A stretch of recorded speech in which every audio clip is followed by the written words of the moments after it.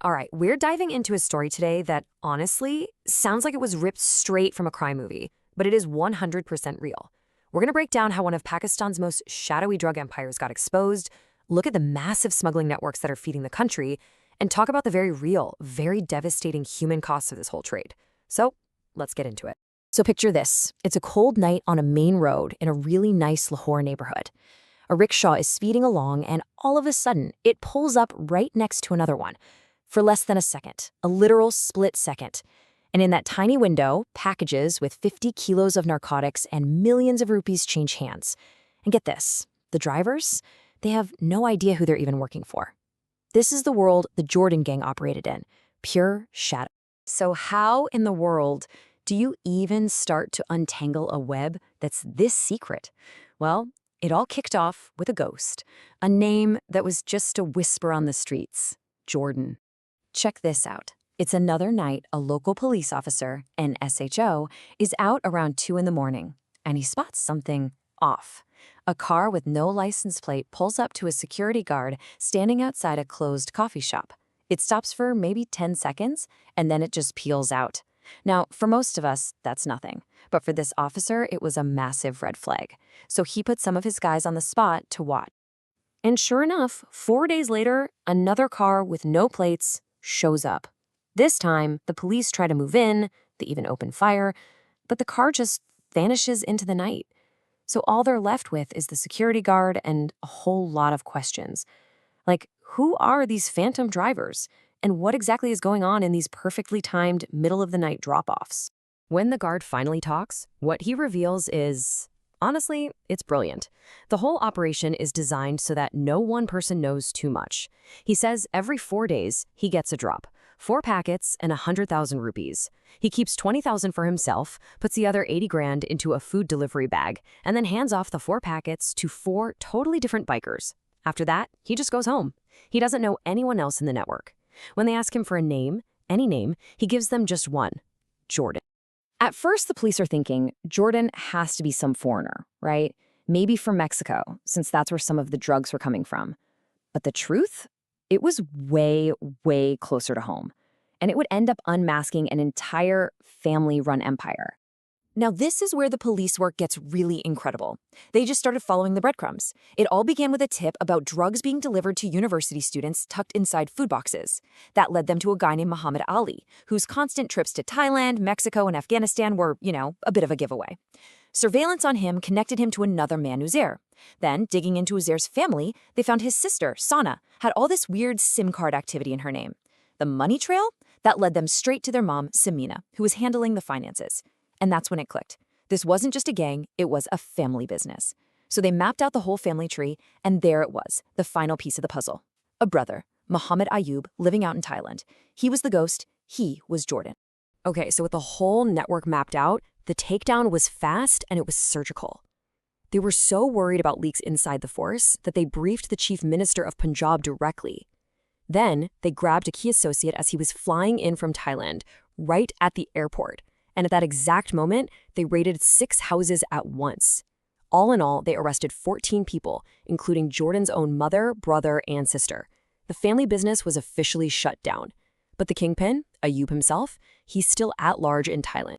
And if you thought this story couldn't get any darker, well, listen to this. The investigation uncovered some of the gang's methods, and they were just depraved. They would actually recruit people to be human mules. These people would go to Thailand, swallow capsules filled with narcotics, and then fly back to Pakistan. Once they were home, they'd use laxatives to get the capsules out, which were then cleaned up and sold. It's just a shocking look at how far these networks will go. The Jordan gang's operation was chillingly sophisticated, no doubt about it. But they're just one artery in a much, much larger system. To really get the scale of the problem here, we need to zoom out and look at the massive drug superhighways that are crisscrossing the entire country. So, as you can see here, the threat is really coming from 3 main directions. From Afghanistan, which is the world's biggest opium producer, you get a flood of heroin and ice coming in over land. From Iran, drugs like crystal meth are being smuggled in on boats through the Arabian Sea. And then from India, you've got a constant stream of synthetic and pharmaceutical drugs being pushed across the border, sometimes through actual tunnels. And to give you a sense of the sheer volume we're talking about, let's look at a few recent seizures. In just one raid, in one city, Mardan, authorities seized 426 kilograms of hashish. That's almost half a ton of drugs from a single bust. But hey, that was just on land. Out on the Arabian Sea, the numbers get absolutely staggering. The Pakistani Navy recently intercepted a single boat that was carrying 2,000 kilograms of ice. That's 2 metric tons. And the street value of that one seizure? Over 130 million US dollars. That right there is the engine that drives this whole dark industry. When you can make that kind of profit from just one boat, you start to understand why these networks are so powerful and so hard to stop.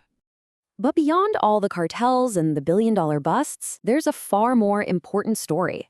And that's the devastating impact all these drugs have on real people, on real families. This is about the poison on our streets.